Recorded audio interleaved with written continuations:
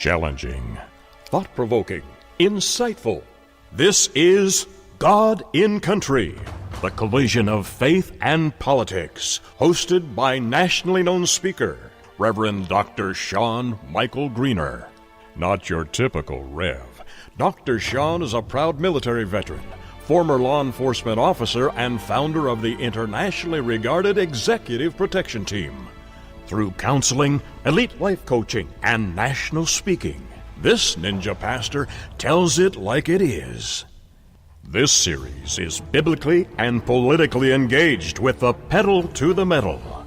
With today's edition of God in Country, here is host and author of the acclaimed yet controversial book, Excellence Killed the Church: How Mediocrity is Destroying America, Dr. Sean Michael Greener.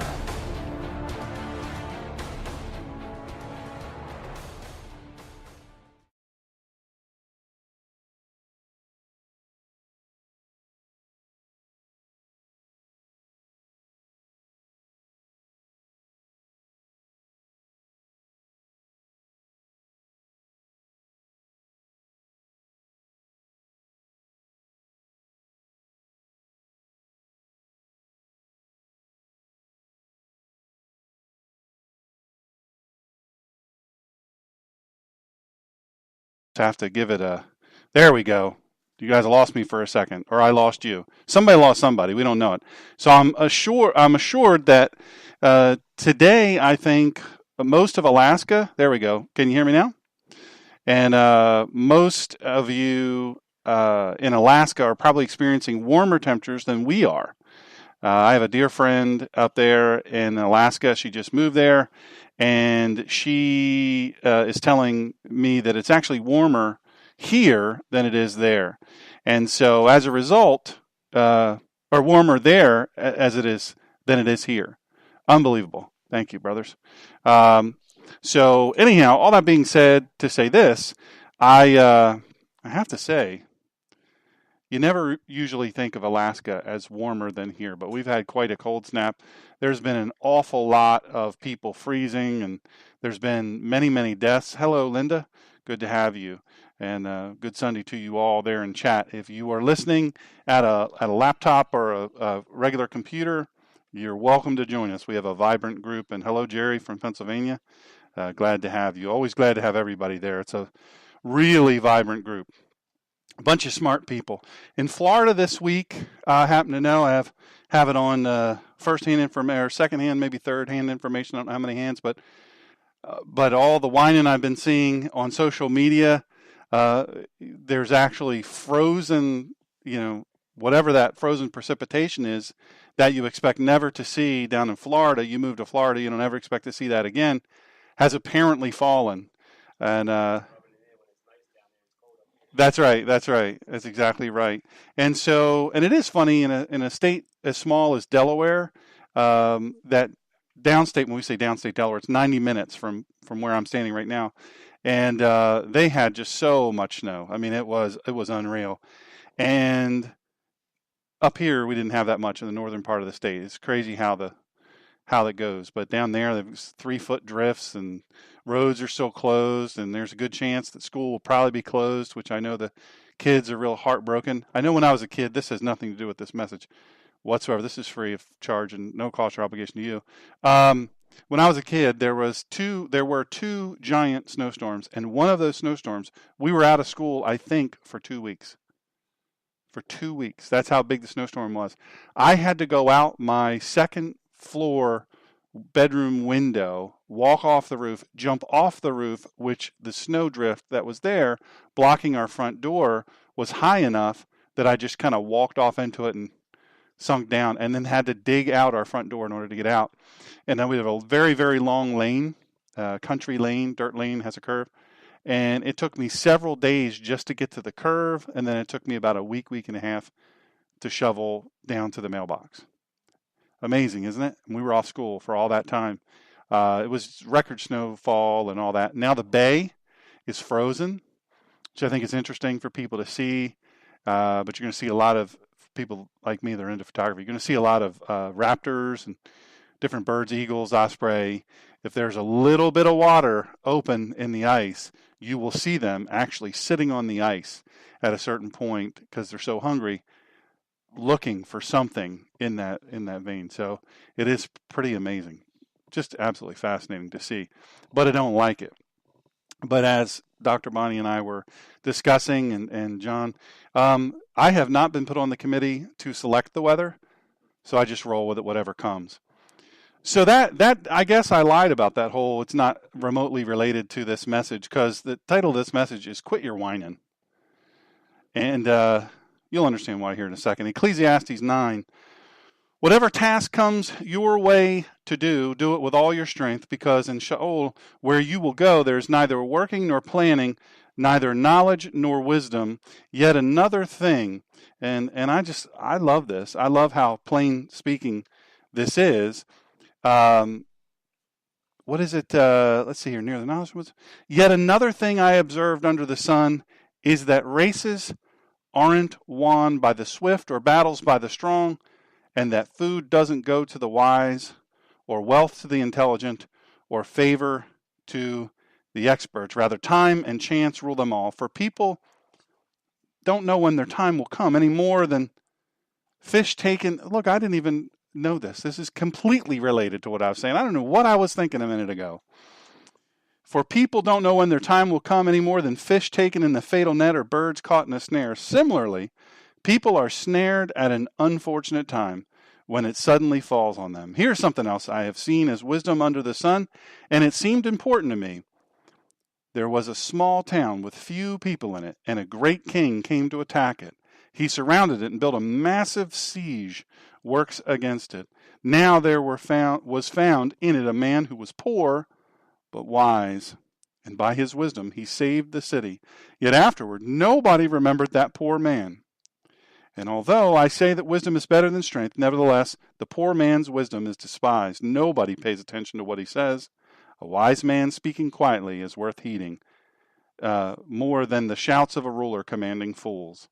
Wisdom is better than weapons of war, but a person who makes a mistake can destroy much good. Now, let me say this about that. I'm gonna go in a little bit deeper on that. But if you are a person who is a new Christian and you're kind of searching, we're doing this. By the way, hello to Susan in Texas. We miss you already, and she will not miss the weather, not even remotely. I'm sure very shortly we will be receiving a text with the weather report where she is. Shorts, t-shirt, that type of thing. And that's so pedantic. That's so yesterday. But she'll do it. And it'll... She wore shorts today. So we have the report on her attire, and she did wear shorts today. But we're glad you can. It's much deserved. So... Susan gave us all a read the Bible together in a year together. If you weren't here last week, I can send you an email. You can print it out at home, or we can print it out, make sure you have it. By the way, sent out the first Bible of the year from this ministry, and I'm very excited about that already. That's super exciting. When you're reading the Bible, there is a temptation to go just to and for the radio audience, I'm doing air quotes, to the good parts, to the fun parts, the parts that everybody likes to read. But the fact of the matter of it is, the whole thing is good. The whole thing is good, but you have to understand it. And the only way you can ever understand it is if you read it. For real. I mean, that sounds super simple, but it's true. If you don't read it, if you just talk about how complex it is and you never dive in, dig in, have some sort of structured plan to read the book in its entirety, it will not go well for you. You have to read the thing. And I'm going to tell you that I love Ecclesiastes. And I know a lot of people will say, oh, stay off of Ecclesiastes. But when you're first reading the Bible, like you've never read it before, stick with your Matthews, your Lukes, your Johns, Then if you want to get excited, you go into your Acts, and then you get a little weird maybe, but you're getting a little bit disappointed that God hadn't come back yet. Jesus hadn't come back yet. So then you immediately go to Revelation and you get all weirded out because there's a lot of symbolism and mysticism and stuff. A lot of people don't realize that there is a lot of culture and a lot of mysticism in the Hebrew people, especially during this time. That's the thing. The modern day postmodern evangelical Christian postmodern Western evangelical Christian doesn't want to think about. They don't want to think about how mystical the Hebrew people really were. And to some degree really are. It freaks them out once they start studying that. And I'll be real honest with you. I was raised in an independent fundamental King James church, and I'm nothing against any of those things, but my scope was very narrow, and kind of like looking through a straw. It's just very, very narrow. And as a result, any talk of mysticism, cultural mysticism, religious mysticism, any of those things, no, we don't do that. Just like we don't talk about, it was Welch's in the little, that's what they had for communion, Welch's, the Concord grape, it's sinful to use the white grape, but to use the Welch's dark Concord grape. That's the one they used in the Bible.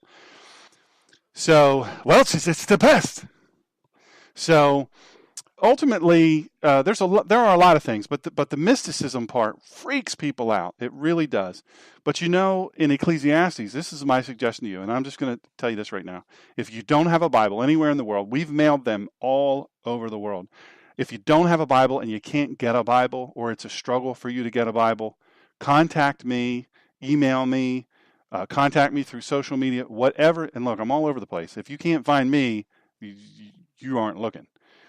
So contact me through social media, and I will get you a Bible post haste, and I won't get you a junky, $9.99 Bible. You're going to have an awesome, awesome Bible, and you'll have it for the rest of your life if you take care of it. All that said to say this, Ecclesiastes is actually, that wasn't to say this. It's not even remotely related either. You can be the judge and see if it is related. Ecclesiastes is a unique place to start. Genesis was not the first book of the Bible. It wasn't the first book written, not remotely. Guess what the first book was? Anybody know here? Job. That's right. Job, first book of the Bible. And so a lot of people think it started in Genesis because Genesis means beginning, but no, it's not where it started. So a great Bible to have, if at some point I suggest you start with a good translation Bible. People ask me this all the time. What are you preaching from? It's weird. And I say it's and this is what it's called, the Complete Jewish Bible. I preach from that, the English Standard Version, New American Standard, NASB, and I actually will preach from the New King James some. So if you have a good Bible and a decent translation, I suggest you start with a good reading plan. Be structured about it. It doesn't, whatever the reading plan is, it doesn't matter to me. We have one, we'll send to you. I'll email it to you.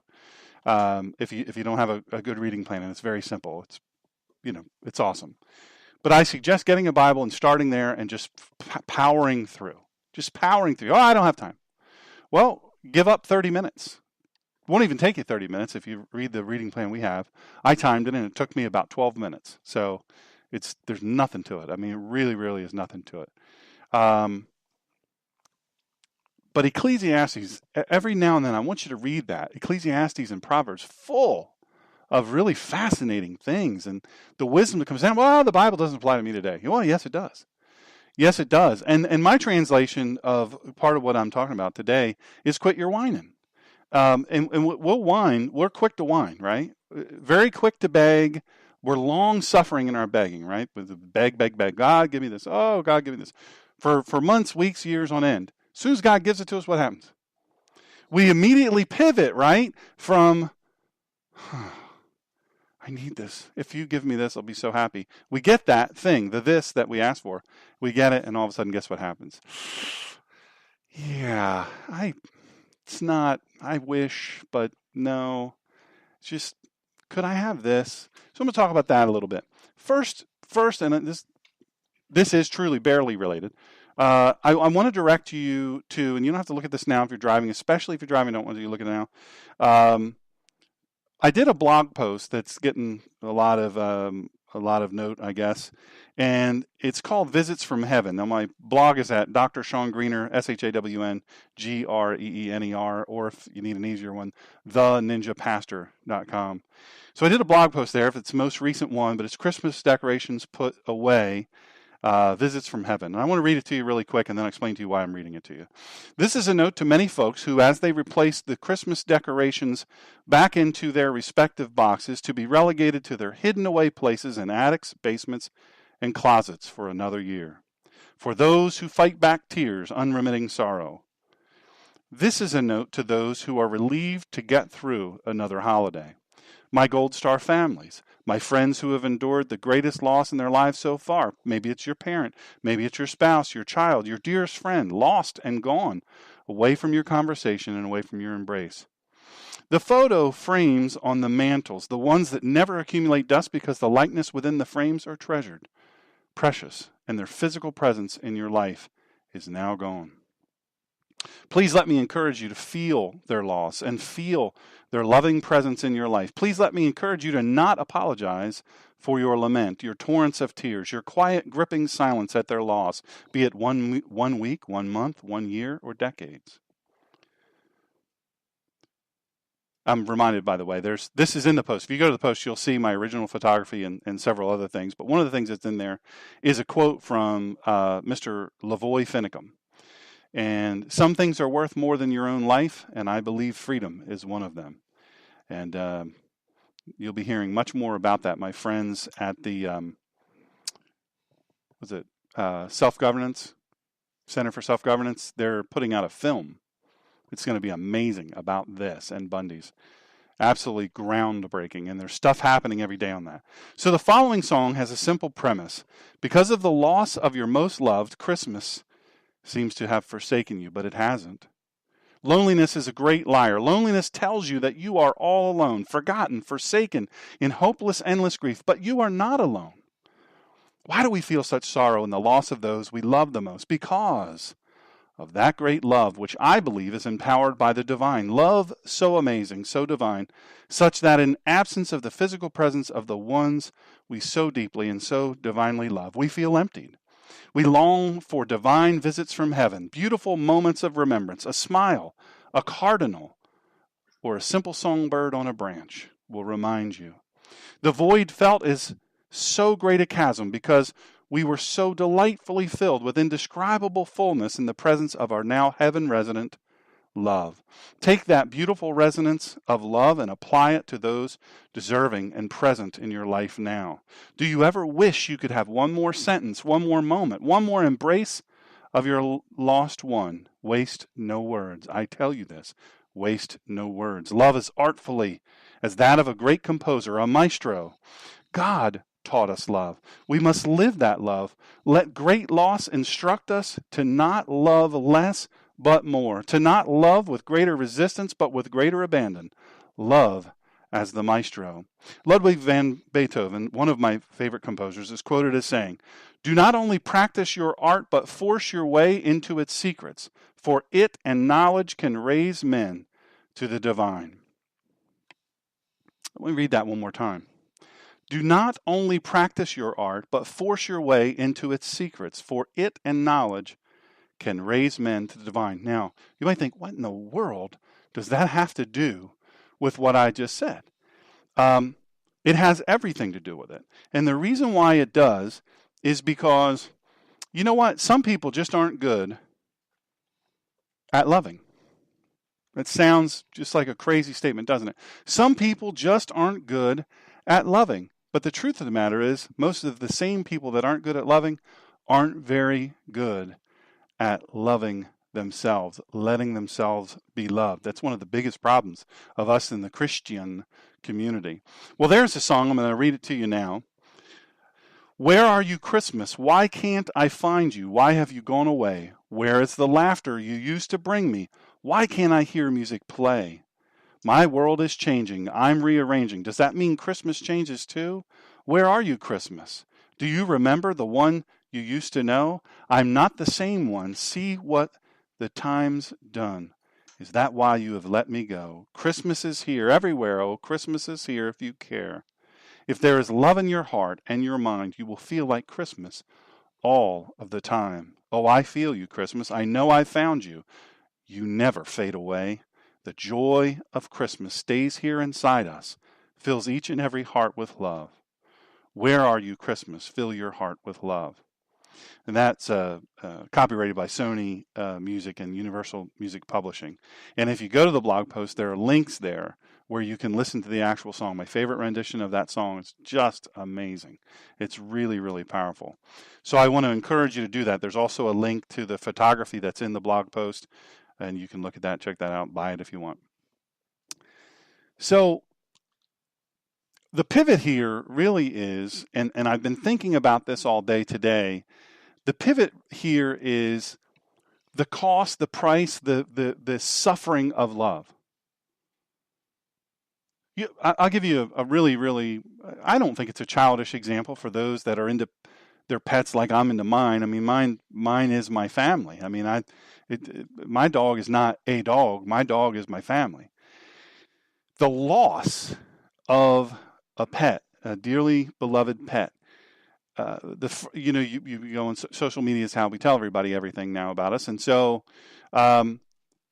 we posted on social media. Oh, Fifi is gone. All of that. Not to belittle anybody's dog's name, Fifi. I'm just using that because I can't bear to say my own dog's name in this context. They're gone. We had to put her down. She passed away. This terrible thing happened. We're devastated. And a lot of people are reluctant to post those things and to tell people those things because they think, oh, well, the people think I'm stupid. The fact is that's not stupid at all. I love my pet and I'll be devastated. I will absolutely be devastated when something happens to her, she passes. But one thing that people say, you'll have both sides. Some people will say, I'm not getting another dog. I'm not getting another cat. I'm not getting another bird, or if your pet is a hippopotamus, I'm not getting another I'm not doing it. No more. Right? So you say, I'm not doing it. Some people do that. And then the other people do this. They say, I'm really sad. Let me go to the pet store and get another dog, cat, hippopotamus, whatever. Snake, wait on that one. So let yourself grieve. Nothing against people who are into snakes. But the thing nowadays, right, you have to have 100 disclaimers with everything you say. And, all-inclusive society we have here. So there's those two sides, right? You got the person who says, I'm never having another dog, right? And then you have the other person who's, are they dead yet? Okay, let me run to the pet store to get another one. I'm not that guy. I'm not that guy, but I'm also not I'm never going to get a dog ever again. I'm never going to have a dog again because this was so painful. I can't ever do it. Right? I've had a ton of dogs in my lifetime. This dog that I have now, honestly, is the very best I've ever had. I've had great dogs. I've never had a bad dog, never had a bad cat. This dog, I'm telling you, is the best pet I've ever owned in my life.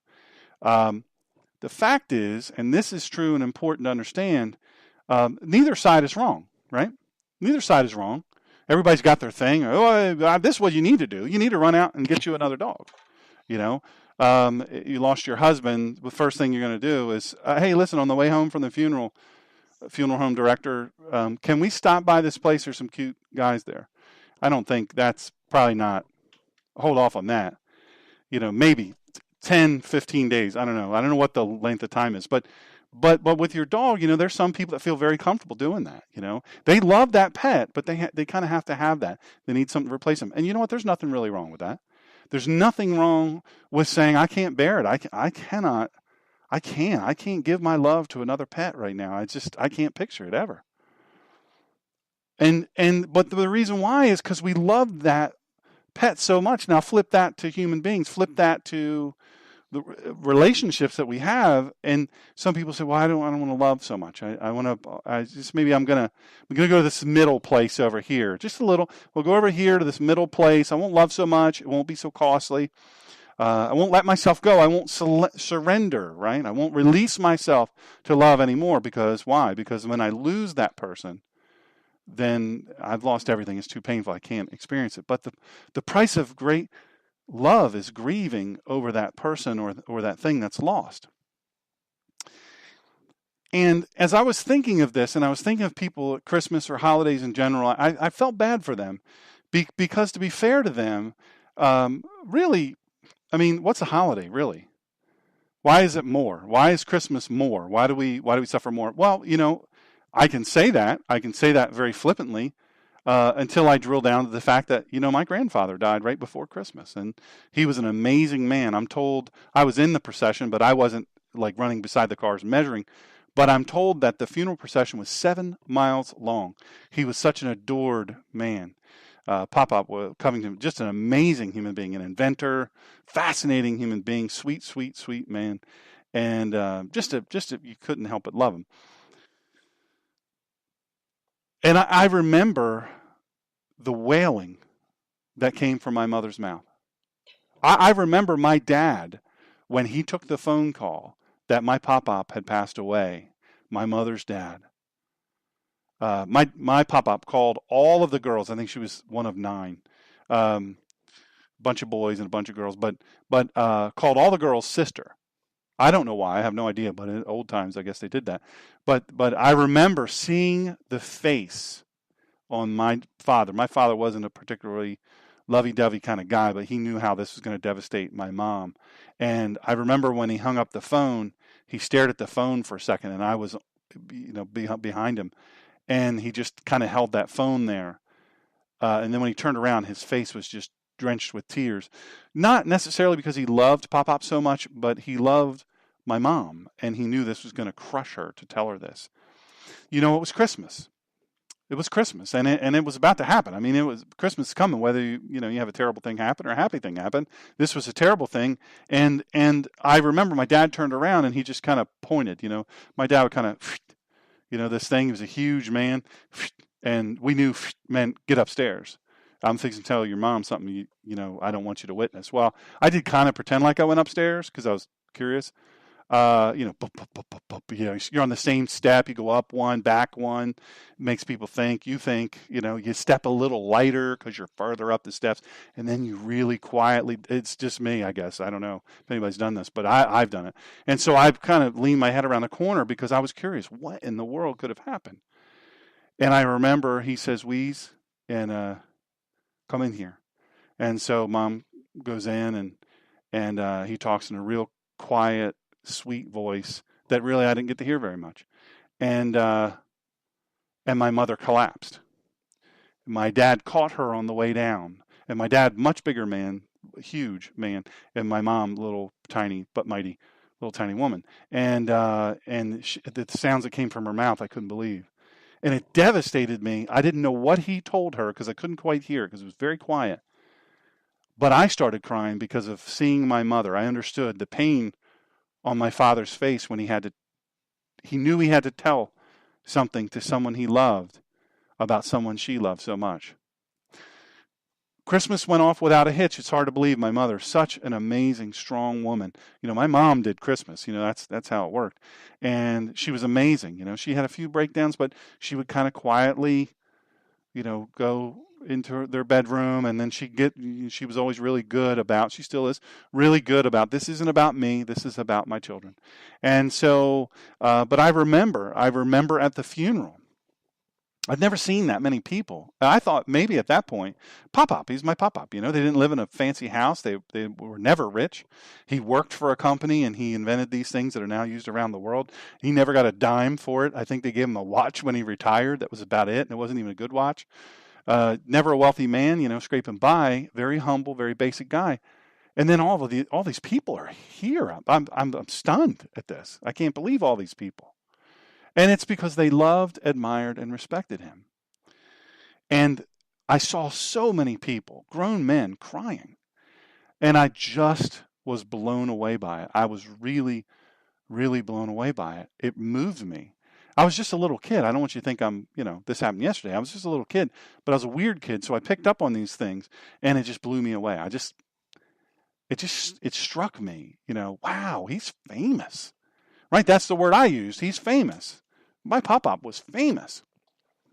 You see all these people, there were 30 or 40 police cars stopping people from, entering the side roads. We had a long ride to the cemetery, and it was just on and on and on. It was amazing.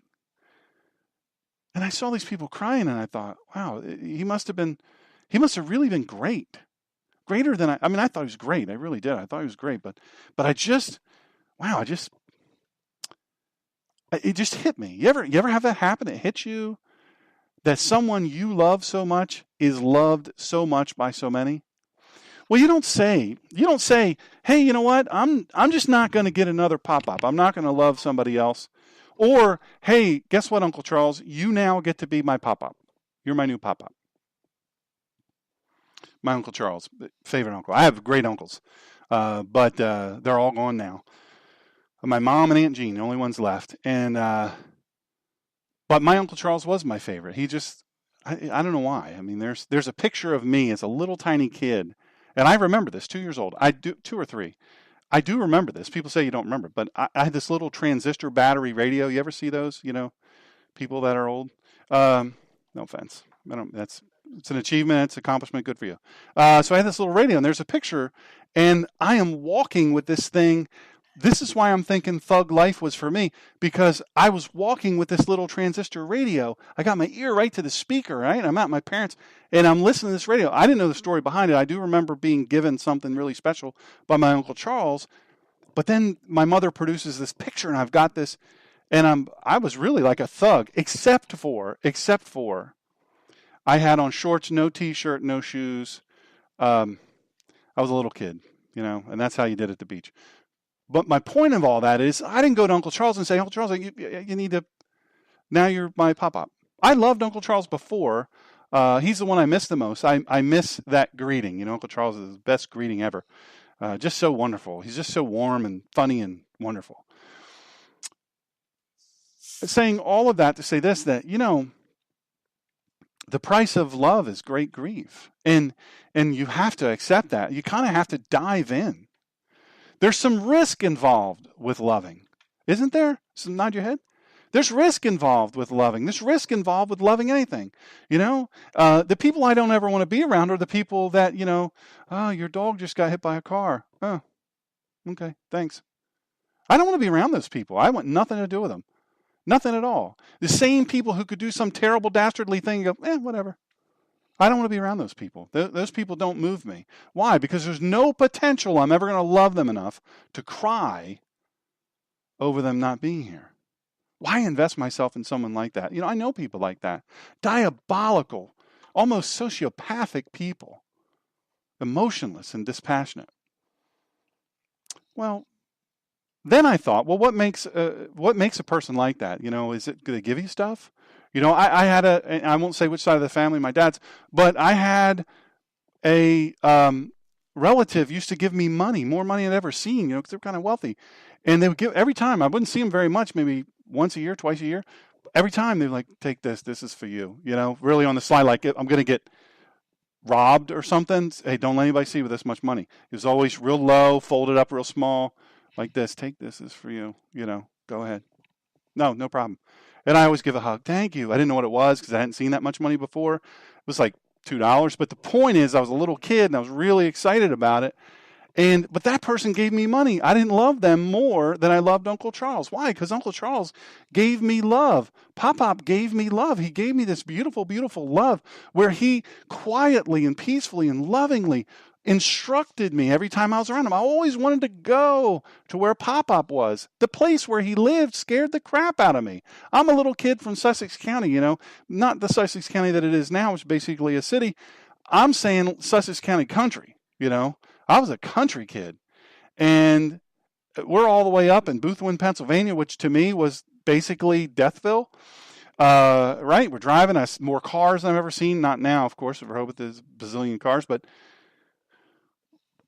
I didn't love where he lived except for the fact that he had all this cool metal stuff, you know, and these pipes and everything smelled greasy, and which I loved because I was a boy and I wanted to touch it. But this is the thing he had. You know, you guys know I take a lot of pictures, photographs of birds. I love photographing birds. I really, really do. It's just a blessing for me. I have to tell you this though. My pop-up is the one that started. I have said for bazillions of years, I haven't been alive that long, but I'm going to call it bazillions. I used to think it was my dad that was solely responsible for my love of birds. But my dad was the second act in instilling love for birds. My pop-up would rescue birds, and they would live in his basement. Kid you not. And when he'd open the basement door, they knew they weren't allowed to fly into the house part, so they'd wait and bounce excitedly while Pop-Pop was going to come down and feed them. Well, every time I go see Pop-Pop, what did he do? And I can't remember what he called me now. It just jumped out of my head, but he had a funny name, a cute name, a Pop-Pop name. He said, "You want to see the birds? You want to go see the birds?" What kind of question is that? Do I want to see the... Of course I want to see the birds. I've been riding up here 90 minutes in the car going, I hope he shows me the birds.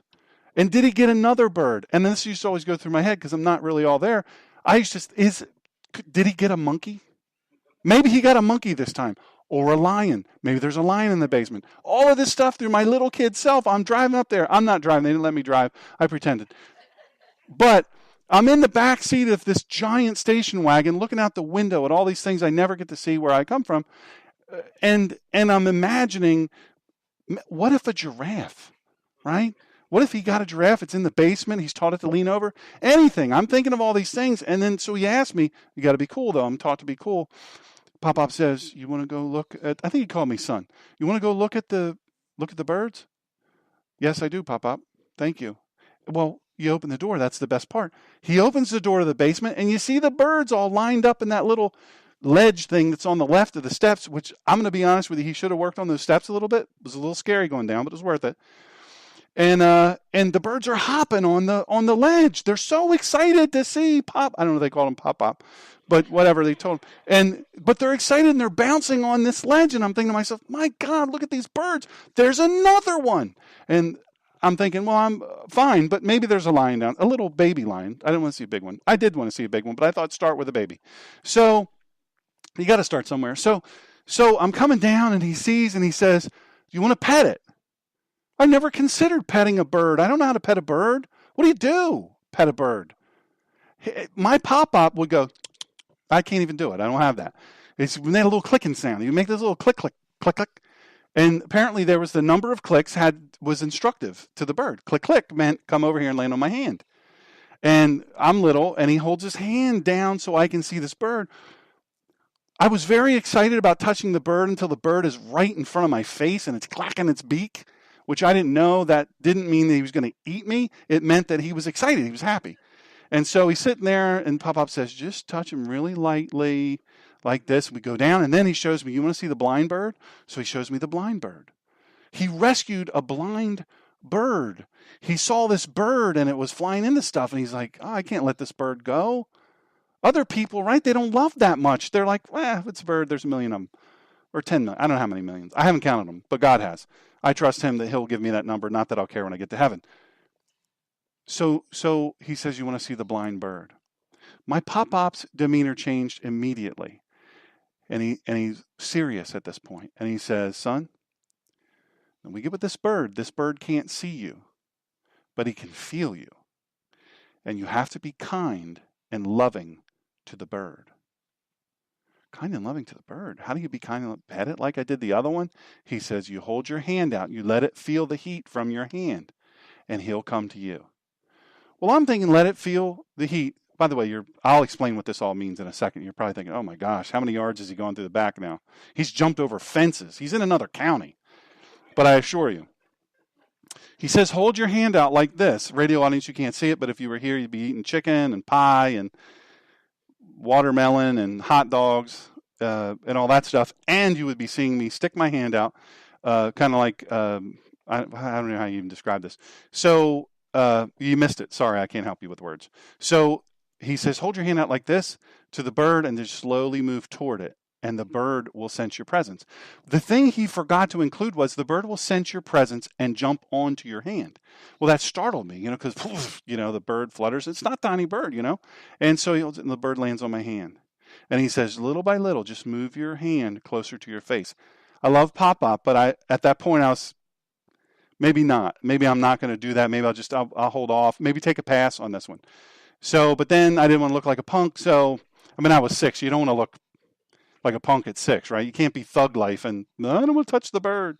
And so the bird leaps onto my hand, gently actually, and I start doing the thing because he says do the thing. So I did the thing, and I'm moving the bird, and the bird reaches out with its beak, and it goes, boink, boink, boink, right on the end of my nose. It doesn't bite me, just taps me lightly. And he said, just go like this. And he says, blow really lightly into the bird's face. Like that. And I did that, and the bird leaned forward and touched my nose with its head. At that point, I'm forgetting about the lion. I don't need a lion now. I still do need a lion, but back then I forgot for a minute because I was little and short memory span. And so I didn't need the lion because now this bird is petting me. And the thing that stuck out to me is the love from this bird. Where did this bird get this love? This bird got the love from Pop-Pop. Why? Because Pop-Pop had love for the bird. Pop-Pop was the rescue for the bird. The bird was surely going to die. Bird had no hope. It was blind. It was hopeless. And yet Pop-Pop saw it and had mercy and redeemed it. And that bird loved Pop-Pop until the bird died. The bird lived an amazing life. My Pop-Pop, listen what he did. My Pop-Pop would get corn, like the hard corn, and he would take a ball peen hammer. I don't know if it was a ball peen. I'm just saying that because I like the word ball peen. It's 2 words probably. But he would take, and he had this metal thing that he made, and he would tap and break it a little bit, and then he'd sweep it off into his hand and hold it up for the blind bird, and the bird would eat out of his hand every single day, several times a day. That's love. That's commitment. You're committed to that. That's how Pop-Pop, that bird learned love from Pop-Pop, and that bird returned love to Pop-Pop, probably tenfold. There's some things we don't love so much. Honestly, there's some things we don't love so much. There's all kinds of different careers. There's some retired people. There's some college people. There's physicians. There's teachers. There's administrators. There's military. Mechanics. All kinds. Business. All kinds of people in this room right now. And I know that what I'm going to say, you're going to think maybe this doesn't apply to you, but some people don't love their job. They don't love their job. They don't love their job. Now, let me say this. I understand the whole not loving the job. I'll tell you in a second about this. This is not going to be as long as it feels, by the way. It feels like it's going to be like 2-3 hours. It's only going to be about an hour and a half more. Hang in there. Just kidding, not really. What the heck is fulfillment, by the way? Somebody tell me what fulfillment is. Rhetorical question. We don't have time to put you on the radio and have you, you know how people do with a microphone. The same people say the same. Oh, if I ever get a microphone, I'm going to give people a piece of my mind. And then it's like the Warner Brothers frog. You ever see that commercial? It's a cartoon, and the frog dances and sings and does all these things. Who loves you, honey? That one.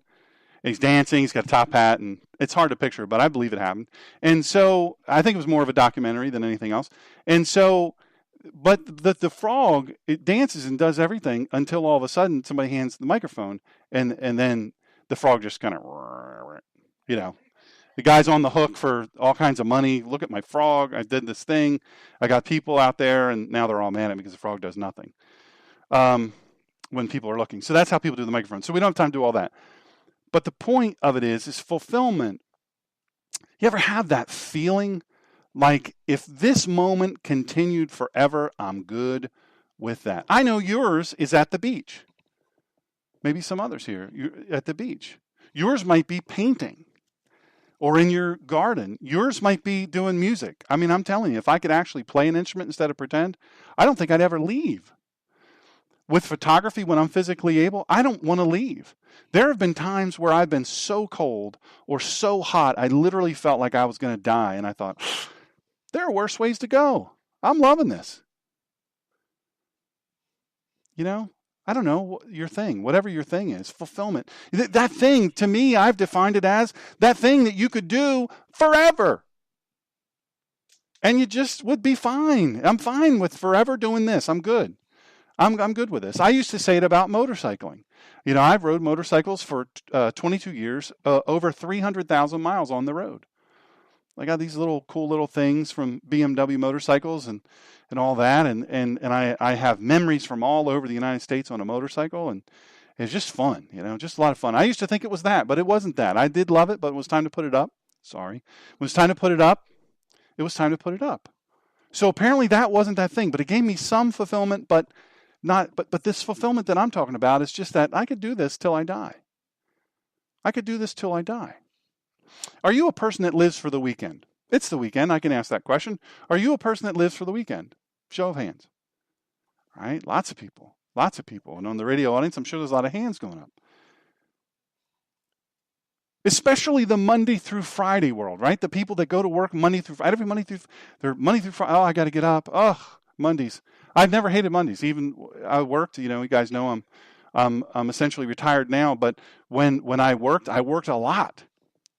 But I asked myself, why I can't wait for the weekend. Because I never experienced that, by the way. More insight into my messed up life. I never experienced weekends. Now, it's good that I have a brain injury now, that I don't know when the weekend actually is. But the fact of the matter is I didn't experience weekends as a kid because my parents, we worked. I mean, we worked all the time. And you just didn't get a break. And then when I was 13, I got my first full-time job. And I worked 6 days a week in the summer, 6 10-hour days. In the summer. Back then, we didn't have this little thing called labor laws. Not that it would have mattered. My mother and father have been like, labor laws, my butt. You're going to work and you're going to work hard. Don't let him come complain that you're lazy. But the weekends to the Monday through Friday crowd, that means catching up on sleep. I got to get to this. I got to finish this or finish that, or I just don't want to do anything. There was also no doing anything. There was never a I'm just going to not do anything day in my house growing up. Did you have that or no? Is that a thing in your house? Not at our house. There was never a not do anything thing. There was always something to be done. After school and or after sports or play practice during the school year, I was always had something to do. When I was in the military, your military, this, of course. It's long hours. It's tough. After the military, after the military exploits, law enforcement, really all the jobs and businesses I've owned, there's long, tough hours that have accompanied it. That's just how it is. Long hours, that's the norm. And in all the years that I ever worked hard, long, dangerous hours, I've always, for whatever reason, always had dangerous jobs. You feel like that's something I should talk to somebody about maybe? Why? What's with all the dangerous jobs? And you want to pet lions in your Pop-Pop's basement? Maybe we need to unpack some things. Pray for me.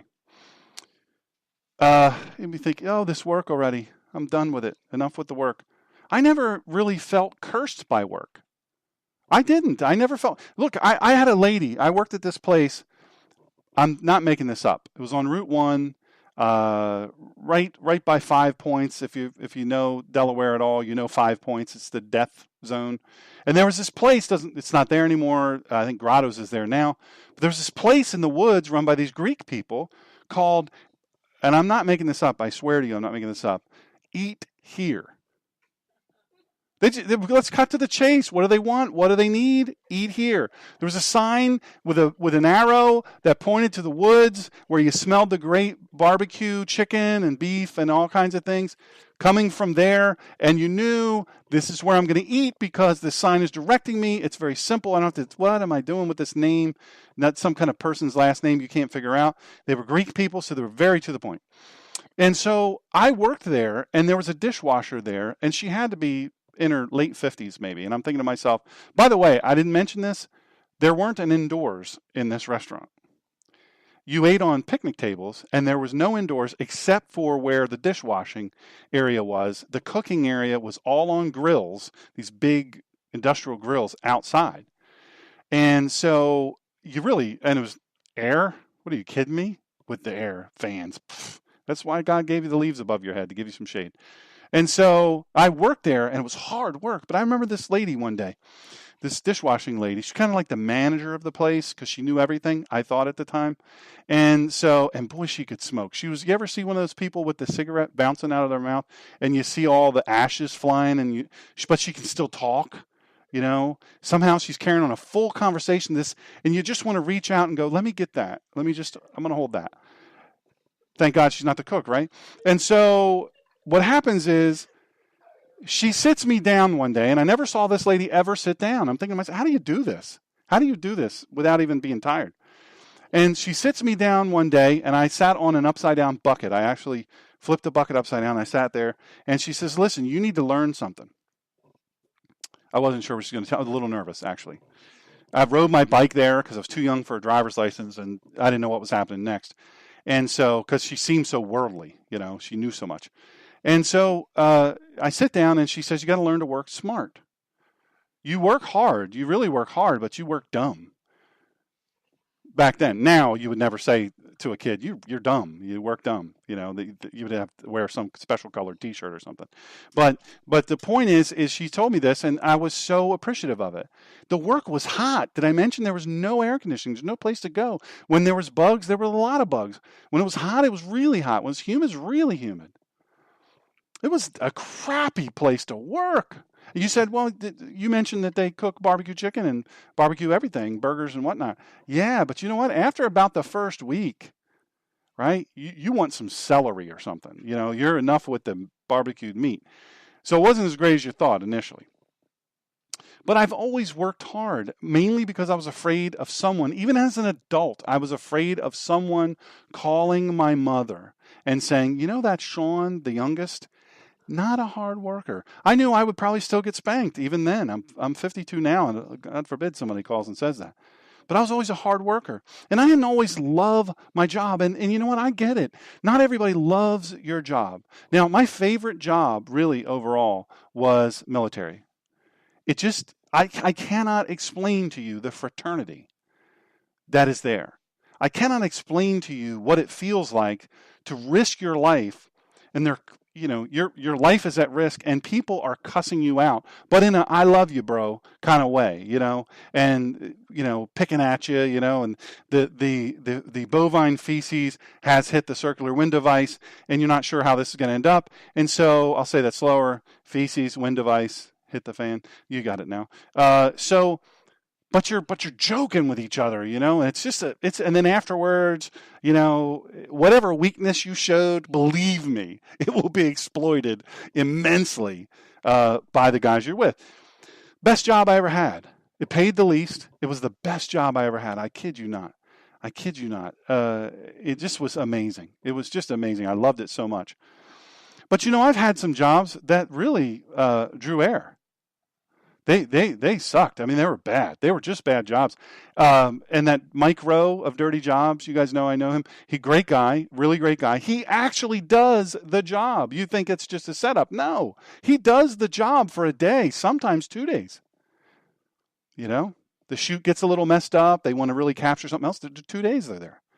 And he does it. He climbs into all those nasty things and all that. Listen, I'm telling you, I've done some nasty jobs, have some nasty jobs.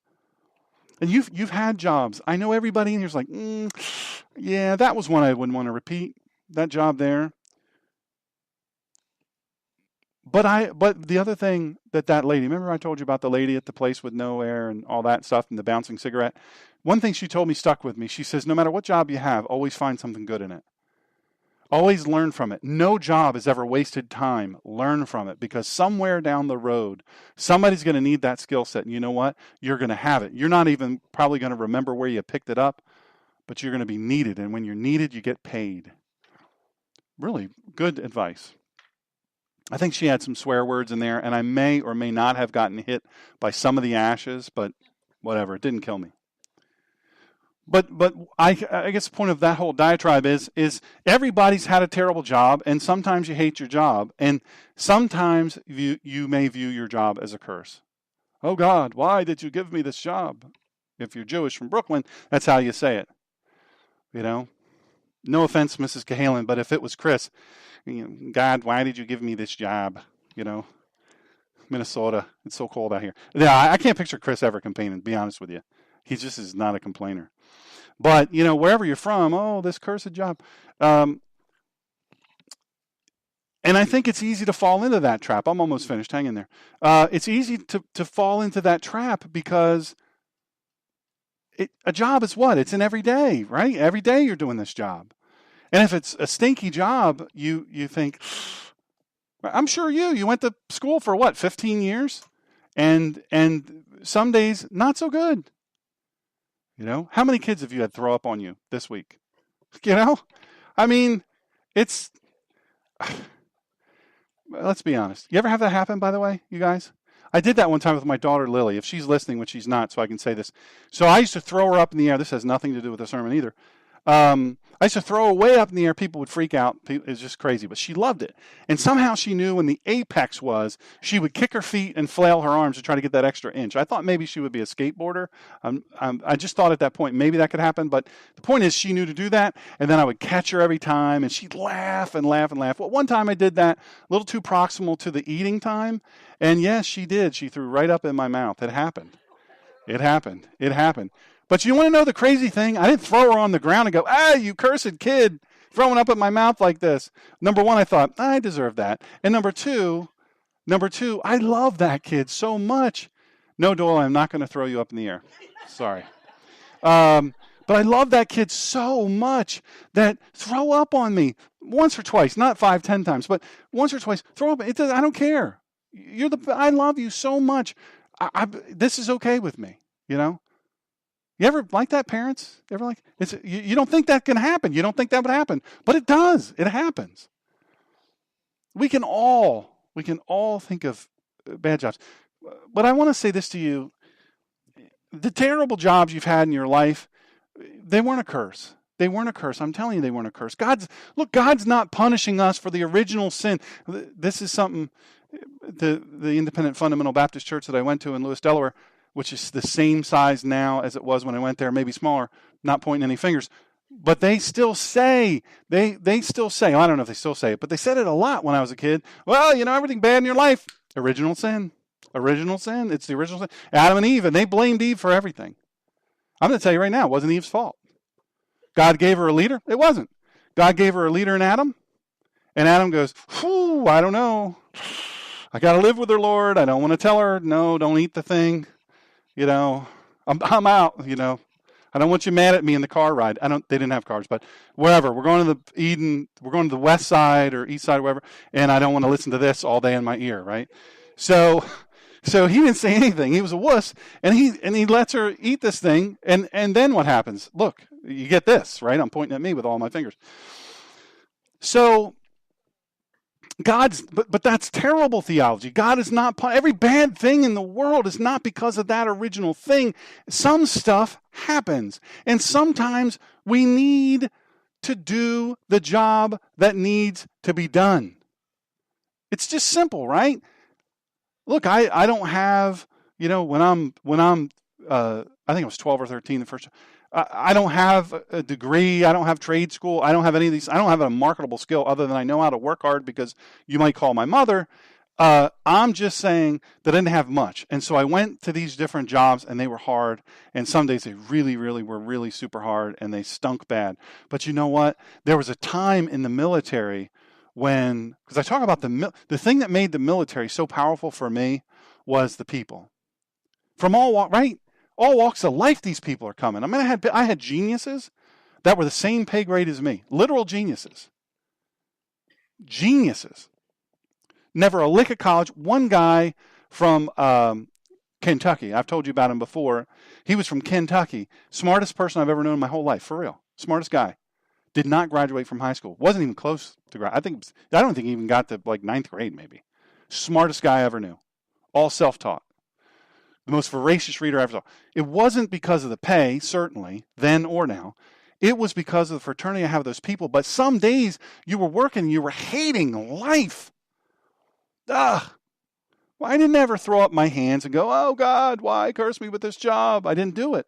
But I didn't do it because someone, my mother, had the foresight, and Mrs. West, my Sunday school teacher, had the foresight to teach me this passage. Ecclesiastes.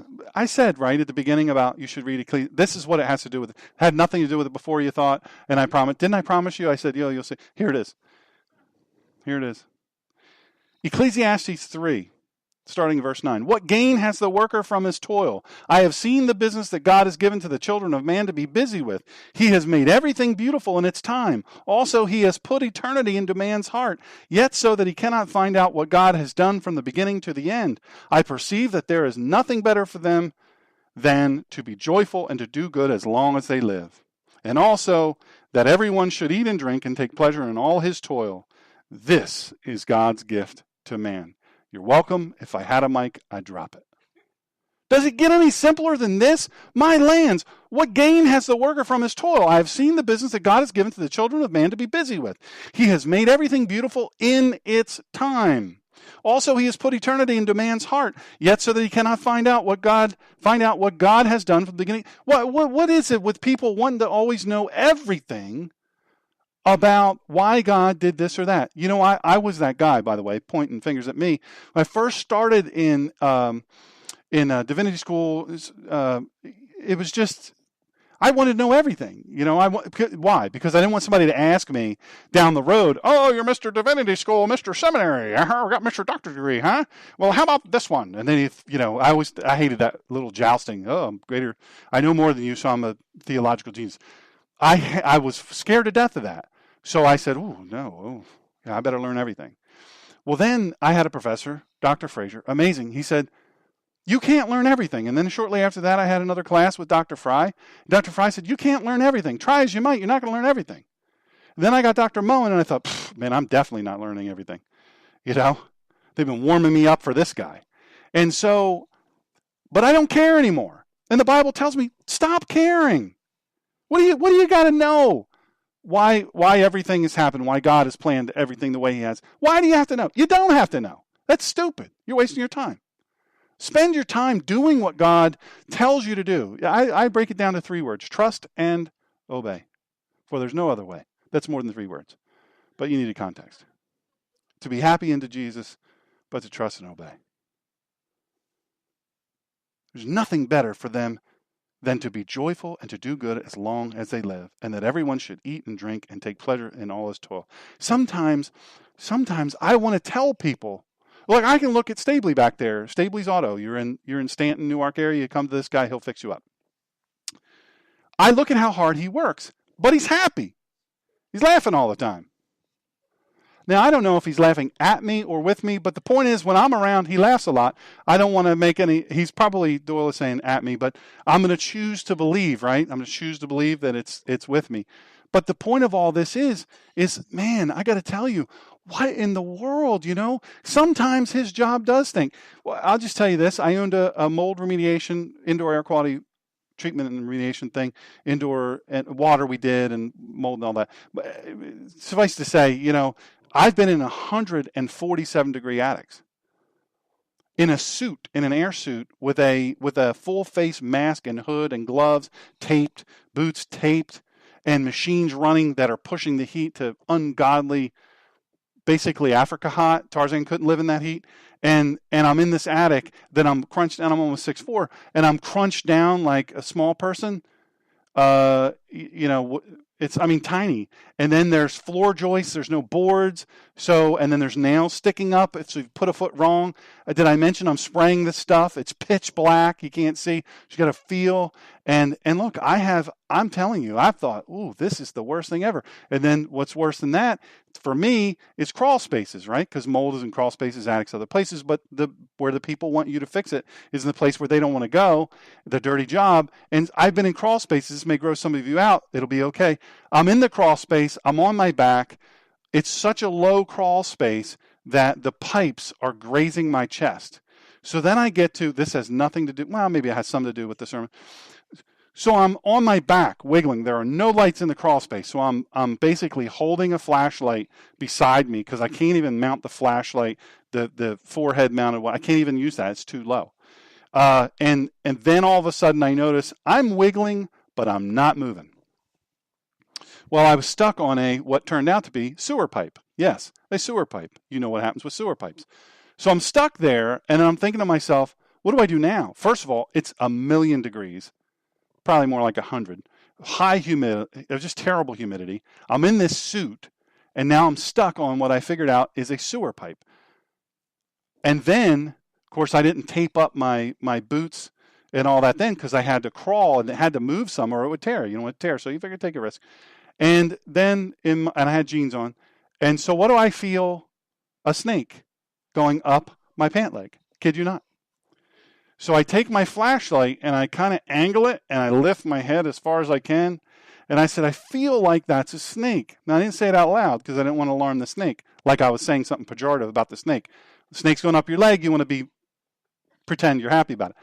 Oh, so good to see you, And so then, right, you got to be an actor a little bit. So, because they hear things. So then you hold the light down, which is what I did. Hold the light down, lean my head over. Yes, it is a snake. There's about 3 feet of snake outside my pant leg, and I feel like he's up above my knee.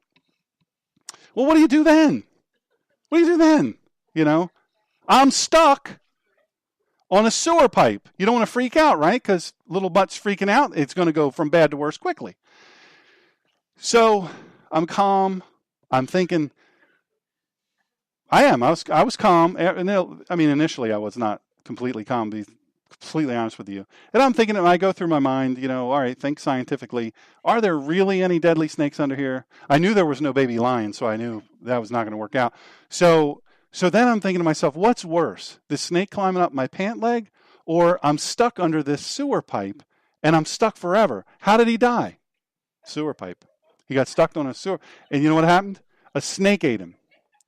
And you know what? The snake wasn't even a deadly snake. It was just a regular snake, but the snake figured, he's here, he's starting to rot, I'll eat him. You see the movies. Everybody's got National Geographic, Discovery Channel. It could have happened. And so, but I got out eventually, and I hated that. But you know what? I laugh every time I tell that story, because it was a real thing that happened, and I was by myself. And it sucked. It did. The whole truck ride home, I'm thinking to myself, whew, that was a close one. And then I said, well, you know what? I'm happy I lived through that. I'm okay now. Take pleasure in all your toil. I'm not making this up. It says it right here. It's written in verse 13. And also that everyone should eat and drink and take pleasure in all his toil. This is God's gift to man. Right? I can almost hear some of the worldwide audience right now saying to themselves, enjoy my labor. Have you met my boss? Huh? Yeah. Have you met my boss? I'm not enjoying anything with this guy or this lady. My boss is insane, the worst person I've ever known.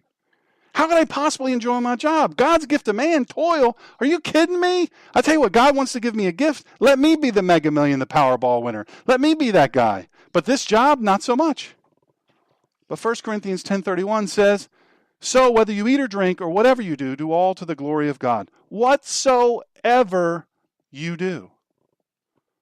Even that job that you hate, even that business that you really wish your car would forget how to take you to. You just really, that job, especially, you know what? Not even that, especially that job. Why? Because the job doesn't just suck for you, it sucks for everybody. Nobody likes that. A job that's terrible. Nobody likes to go to that job. But guess what? What if you're the person that comes in? Now, they're going to think you're a little touched in the head for this, but after a while, you can explain to them why. What if you go in and you're happy, you're on time, you're maybe early? I like early, but if you want to be on time, that's fine. 10 minutes early is probably 30 minutes too late. But my philosophy, I'm not, do what you want if you want to be lazy and never advance in your career. Whatever. Just a little advice for you. So what if you're that person at that job that's happy, that's on time, that does a great job? I'm just going to ask you, you ever remember praying for a job? You're hungry, literally hungry. Your bills are stacking up. You got stuff you got to do, and you're praying for this job. Praying. God, give me this job, please, or this task or whatever it is. Remember when you were hungry and you wanted to eat and you knew what a job was going to do it for you, but you didn't have enough money to buy the food, so you need this job. You're hungry and you did not specifically say to God, I'm praying to you right now for a God that will provide me with steak and stone crab legs, crab claws, right? You didn't say that. You were willing to have bologna and mustard and that white Wonder Bread sandwich. You were happy for that. No, you said you were hungry and you needed money to buy food. God, I need a job. I need a way to make money to buy food. Do you remember that craving desire to have something you didn't have at the time? Anybody raise your hand? Craving desire. God, I need this. I really, really need this. How quickly we forget. Look, the speed at which we become displeased with what God gave us is exponential to how long our prayers are. For so long we want this thing. God gives it, and all of a sudden, 10 seconds later, we're like, oof, well, not what I wanted. Somehow or another, we think God gypped us. right? God gypped us, and we begrudgingly eat the bologna sandwich, which, by the way, I'm going to tell you, bologna sandwiches, I like them. I know it's processed meat. I like them, though. I'm just being fair to the bologna people. Whatsoever we do means all of it. The best employee must be exemplary in every way. Hardest worker, best worker, right? Hardest worker, the best worker. You got to be that person. No matter the task, no matter the job. And listen, it's a good thing it's Sunday, right? Today is Sunday, right? Today's Sunday. I come here on Sundays. Sunday, hard to forget by Monday. I'm telling you this today because I won't remember that this was Sunday tomorrow. But the thing is it's proximal to your job. You report for your job tomorrow. Boom, you'll still remember. Ultimately, and this is my ending, if you want to just kind of hit the little wind-up thing, God has a purpose and a plan for all of us, for all of our lives, every bit of our life. Now quit your whining and get after it. With a smile, with preparation, without complaint. You might say, but I'm retired. I don't have to listen to any of that crap you're saying. Well, if you're married, your spouse might have something to say about your attitude at home. Really? Is that right? Yeah. Your attitude is so good? Is that right? And then the spouse goes, how about a hobby? Oh, you want to do a hobby? No, a hobby for you. Well, how about I stay here and I take up this cross stitch? No, something that takes you a few states away. A few days a week, right?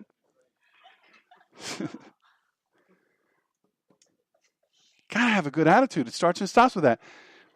And listen, let me say this really, really quickly. I joke, but the thing is attitude. There's this. It's very presumptuous to say this. Attitude is altitude. I have come through some of the worst situations ever in my life, the worst ever, and the only reason I came through was my attitude. And I can tell you this: my mother would not tolerate a bad attitude. She wouldn't. She would not. You want to work? You want to learn to work? That little lady will work you. You could never keep up with her. There was no way. She's known for it. Everybody that knows her knows. Oh, that wheeze, she can really outwork anybody. But she said, don't do working hard and complaining the whole time. What is that? That's nothing. Nobody wants to work around somebody like that. God will never promote you from whining. He'll promote you from winning. And the win you get, no matter what the circumstances are, you say, God, thank you for this job. I thank you and I praise you for this job. Listen, God bless you. Thank you for joining us. You have noticed that for a couple months, I think November was first week of November was the last Wednesday show. The Collision of Faith and Politics with a Ninja Pastor, that resumes this Wednesday at 5 p.m. Eastern Standard Time. I'll be happy to have you join me. Same speaker station. We have all kinds of ways for you to listen on your computer, on your phone, whether it's iPhone or Android. We paid so you don't have to. One last reminder, if you have a need for a Bible, you don't have a Bible, it's hard for you to get a Bible, we will put a Bible in your hand. Now, if Bibles are not permitted where you live, please tell me that. I sent a Bible, I think last month, to a place where not really supposed to have a Bible. And there are things you can do. It's not that, like, they probably won't take you out and kill you, but it's not popular. It's frowned upon. And so there's a thing I can do to get that to you, minimize the risk. But if you need one and you want one, I will make sure you have one. No doubt about it. Thank you for joining us today. God bless you.